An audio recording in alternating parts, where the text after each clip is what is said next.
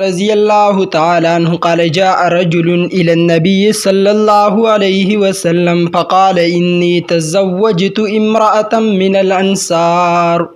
قال فانظر إليها فإن في أعين الأنصار شيئا رواه مسلم. مخی باب بیان شو، داغین بعد وس باب النظر جائز نظر الى المخطوبتی اغا زنانتا کمی ته چې د نکاح پیغام سړی لیږي، او بیان العورات د عورت ستر ته ویلی شي، او چونکې زنانه هم دا پټه ساتلی شي نو هغې ته عورت ویلی شي. دلته دا مسئله یاد ساتئ چې عورت زنانه ته دا لفظ استعمالولی شي د دې وجې نه چې دا په پرده کې ساتلی شي، او که دا ظاهره کړی شي نو دا بده ګڼلی شي. د دې ځګین نه رد دی په دې موجوده دور او زمانه کې په هغه خلکو باندې کم خلک چې د مخلوط تعلیم قائل دي. دلته په دې باب کې زه روایات وایم چې د روایاتو نه څومره حد موږ ته اجازت راکړی شوی دی، هغه ښځه چې کومه ښځه سړی په نکاح آلي نو د هغې علما وایي چې صرف مخ او کف لاسونو ته اجازت دی، چې دا دوه شیه دا دوام د محبت دی وروسته، نو د دې دوو شیزونو اجازت دی. د دې نه علاوه نورو زګینو ته کتل چې دي علما کرامو حرام ګڼل دي، جایز نه دي.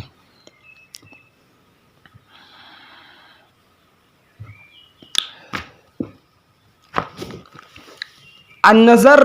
دا د ټول علماو په نس جایز دی. صحیح قول دا دی د امام مالک رحمت الله علیه چې کم قول پر رد کې را نقل دی، هغه دوه اقوال دي. یو دا دی چې کومې جینۍ سره نکاح کې هغې ته کتل،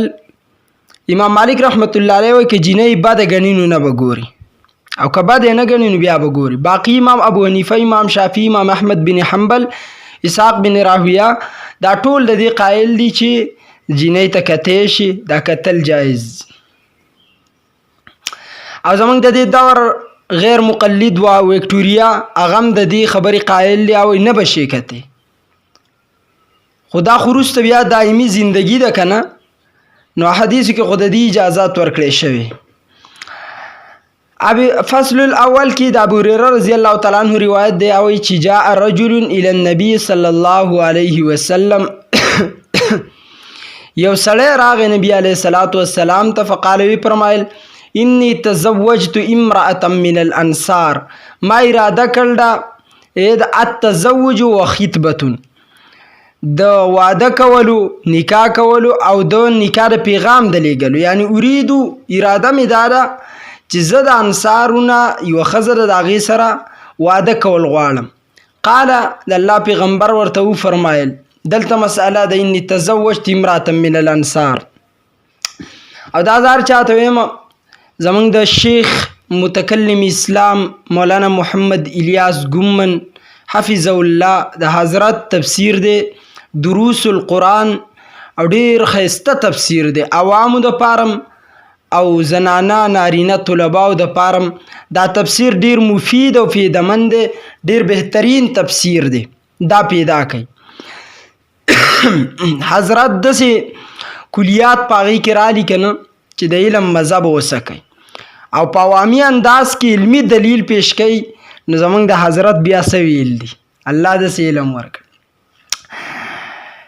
یو استخاره ده، یو استشاره ده. استخاره الله جل جلاله باندې ځان حواله کول چې زه د فلانکې کار شروع کوم چې څه پکې زما لپاره غوره رب کریم ته ماته راکړي. او یو مشوره ده، مشوره کول دي، نو که ښه ملګری د هغه سره مشوره ده بهتر د استخارې نه ده. استخاره مه کوه، ښه ملګری در سره دی د هغه سره مشوره وکړه، بس هغه به درته یو رای درکړي، هغه رای به ستا لپاره ډېره بهتره وي. لکه دا سړی راغی د نبي علیه السلام سره مشوره کوي، دا صحابي، یا رسول الله ما د انصارو د یوې زنانه سره د نکاح اراده ده، د واده اراده ده. نو رسول الله خو ډېر ښه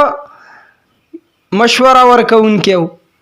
او د مشورې په باره کې دا یاد ساتئ چې مشوره به هله ورکوئ چې کله ستاسو نه څوک تپوس وکړي. اوس تا نه یو سړي تپوس نه دی کړی، د ځان دی مشوره خان جوړ کړی دی، پر کار کې رادانګي مشوره ورکې. دا ډېر بد خوی دی چې کله نه تپوس نه شوی او ته د ځانه مشورې ورکې. د ځانه مشورې ورکې دا ډېر بد کار. ان تر دې چې زموږ علماء کرام مولانا اشرف علي تانوي رحمه الله حکیم الامت ورته ویلی شي. ریل ګاډي کې ناستو نو یو نوجوان پنسې د پړکو نه ښکته وي او ورته وي دا خو فسق دی، ګناه کبیره ده، دا اوچتې که. نو د هغه د خولې نه کفریه خبرې وختې. حضرت قسم وکړو چې د نن نه بعد چې زما نه چا د مسلې تپوس نه کړی زه به ورته مسئله نه بیانوم. او تاسو مکاشفة القلوب وګورئ د امام غزالی رحمت الله علیه. امام غزالی رحمه الله هغه یو خبره لیکي، فرمایي د رسول الله صلی الله علیه وسلم حدیث د مفهوم پیش کو. د الله پیغمبر فرمایي کم سړی چې بهترین عالم کم یو دی تپوس وکړی شو، د الله رسول فرمایل چې کله خلک د هغه نه څه وغواړي نو ورته ورکړي. مثلا تپوس د مسئلې ته وکړي نو دی جواب ورکړي. او چې کله تی خلق ځان غنی کی نو دا مولی صاحب تی ځان غنی کی اړو فرواي نه کې ته زمانه مسلې ته پوښتنه کې زه درته ولې مسأله بیانوم. زمونږ د کلی خلق معذرت سویما معذرت سم نه مخه نه را باندې ویما غلط ته غلط ویل دا د اسلام اولنې درس دی. خو بهرحال زما زبان داسې دی چې کنټرول کې نه دی، نو چې څه وشي هغه ویل بیا زمانه کنټرول نه کېږي. ما نه یو کس یو مسلې ته پوس وکړو، ما ته وی پلان کې 2 کسان ناستو، شاید چې زما د درس مشکات کم خلک اوري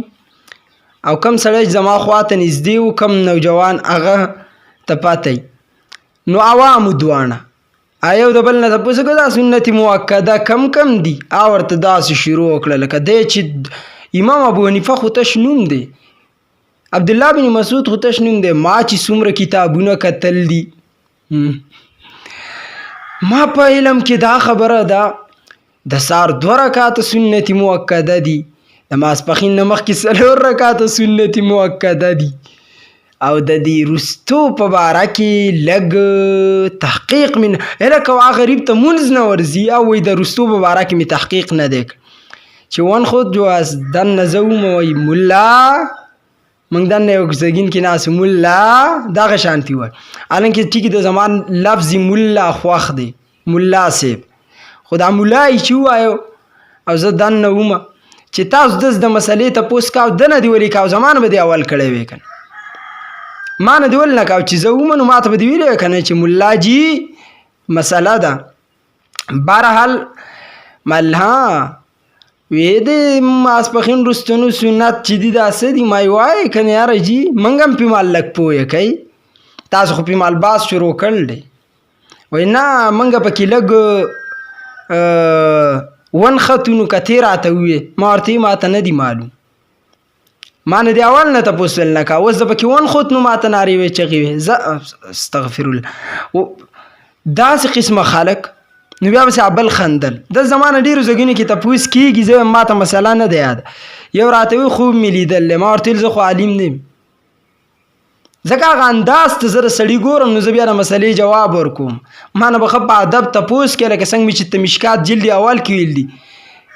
اطلع علينا رجل شديد بياض الثياب شديد سواد الشعر لا يرى عليه أثر السفر ولا يعرفه منا أحد حتى جلس إلى النبي صلى الله عليه وسلم فأسند ركبتيه إلى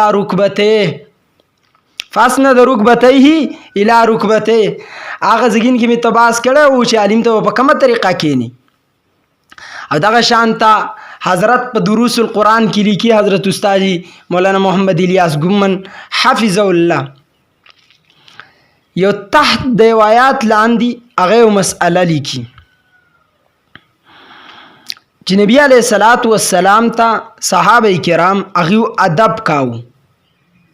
دا آیات او زما ذهن کې نشته لیکن زه هغه الفاظ را نقل کو. نو د الله رسول خو وس نشته، د الله رسول صلی الله علیه وسلم خو وس نشته، ها د دې لا ترفعوا اصواتکم فوق صوت النبي د دې آیت لاندې لیکي د الله رسول چې اوس دنیا کې نشته تاسو به اوس وایئ چې ملا باچا خیل صاحب لګیا دی او خو موږ ته د حدیث ترجمه پرېښي د بل ځګین کې تاویږي زموږ عادت دا دی چې موږ په یو مسئله باندې شپږ اووه مثالونه د نور ځګینو نه پیش کړو نو دلته به تاسو ته دا معمولي شان روایت په ذهن کې بیا راشي او انشاءالله العزیز چې کله تاسو چاته په دې بحث کوئ او دا کم بحث چې به ما را نقل کړی دا ذکر کوي بیا به د دې بیله مزه ستاسو د بیان به بیا خلکو ته بیل طریقه باندې مزه ورکوي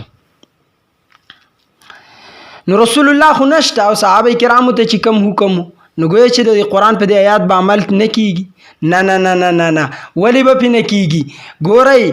امام صاحب د رسول الله په مصله باندې ولاړ دی ته پسې وروسته د صحابه کرامو په مصله ولاړې نو امام صاحب له به ته هغه ادب ورکې کوم چې صحابه رسول الله له ورکړی و لکه زمونږ دا مولیانو دا تبلیغي حضرات دا بیا چې یولو باچا خیل صاحب زمونږ د وجې نه ملا شوی دی الله او دا خو زمونږ د وجې نه مولا شوی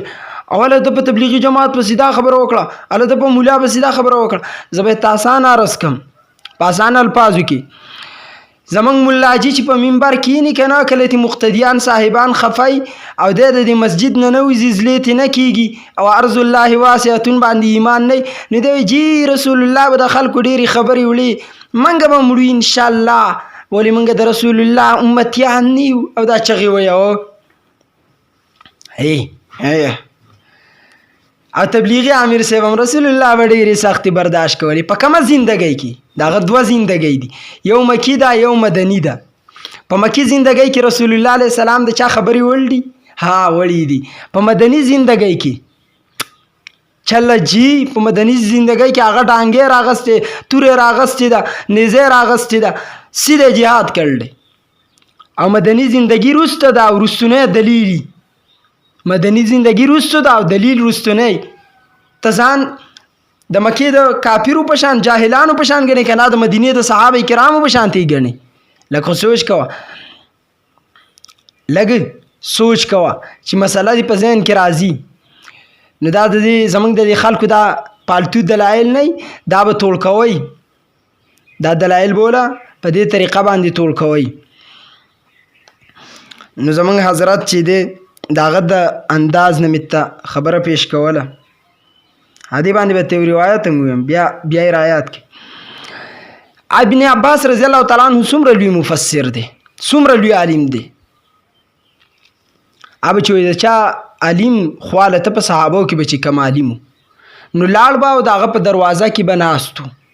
هغه ته به اواز نه ورکاو چې ته راوځه ځکه ده به ته دین زده کا نو هغه به ورته وي چې ته خو د رسول الله صلی الله علیه وسلم د تره زوی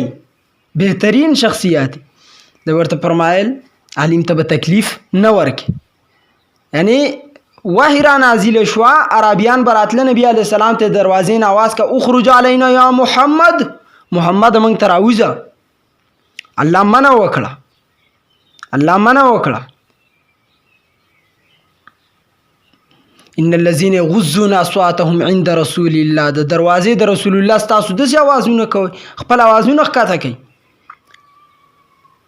او چې رسول الله صلی الله علیه وسلم کله کور کې تاسو یې مه راوباسئ داسې ابن عباس وی چې رسول الله صلی الله علیه وسلم هغه به موږ نه راایست نو عالم به څنګه راوباسو ته راشه عالم ته په دروازه کې ودرېږي دا چغه ورته وي چې راوځو ما ته مسله ووایو دا او دا حالانکې ان تر دې حده موږ ته رارسېدلی چې بعضې خلک زموږ په دې معاشره کې راغلي او مولوي صاحب دم کړي نه دي هغه به چېرته کار کاو دا د یو عالم واقعه ده او هغه سړي هغه مولا سره جګړه کړې وه کنځلې هم د خولې نه ختلې وو خو کلي والا غیرتي وو او زموږ ډېر نږدې دي او ما ورته ډېرې دواګانې هم کړل دي الله هم په اولاد کې مال علما راولا ټول کلي دا سړي نه بغاوت کړی هغه عالم ته ویلي زه دلته ولاړ یم او ته ما ته نه راوځې چې ما دم کې لکه دا شی ښځې د باندې طلاقېږي د خدای بندګانو علماو سم حسد دی یا الله ذلیله کړي په خاندان کې معلم نه راځي لږ د الله نه ویریږي ذلیله قومه داسې خلک شته زموږ په دې معاشره کې په یو خبره باندې اوس به پوه شوي زما په مطلب باندې. نو الیاس ګومن صاحب